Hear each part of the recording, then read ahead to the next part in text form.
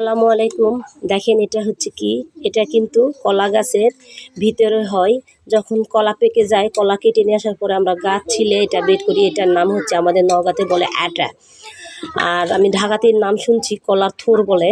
তো আমি নওগাঁতে আসছি, নওগাঁতে আমি আটাই বললাম। তো এটা কিন্তু খেতে অনেক মজা লাগে। এটা আমরা হচ্ছে তরকারি দিয়ে খাই, এরপরে ভাজি খাই চিংড়ি মাছ দিয়ে।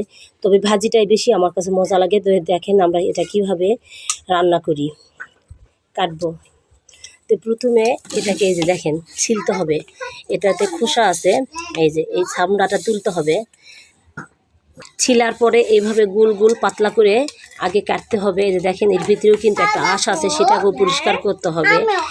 তো খেতে যত মজা, কাটতেও কিন্তু অনেক ঝামেলা। তো দেখেন এই যে এটা কাটতে হয়। তো দেখেন এই যে এখন সুন্দর করে এটাকে ঝুরি করতে হবে, সুন্দর অনেক ঝুরি করে নিতে হবে যাতে ভাজতে সহজ হয়।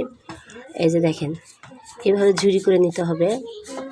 তো এই যে দেখেন এইভাবে ঝুরি করতে হবে সুন্দর করে। তো এই যে দেখেন আমি আগে থেকে এই যে ঝুরি করে রাখা হয়েছে। তো আপনাদের দেখলাম, দেখেন কত সুন্দর হয়েছে ঝুরি করাটা। এটা কিন্তু একদম পানি, ভাজলে কিন্তু অল্প হয়ে যাবে, ওই জন্য আমরা একটু বেশি করে নিব। কারণ আমাদের বাসায় এখন বর্তমানে আমরা বেড়াতে আসছি দেখে বাসায় অনেক লোকজন। তো আমি ভাজাটাও আপনাদের দেখাবো, তো দেখতে থাকেন।